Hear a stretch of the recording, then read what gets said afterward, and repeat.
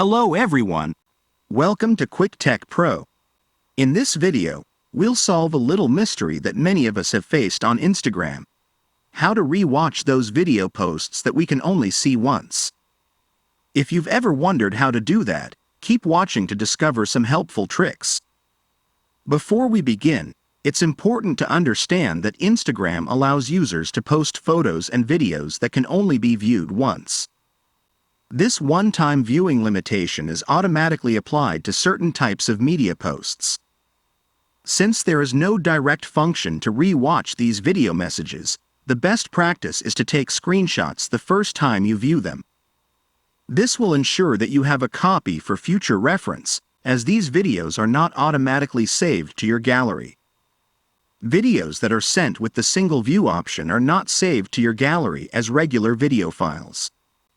Instagram uses a special format for these posts, so taking screenshots is the best way to preserve that content.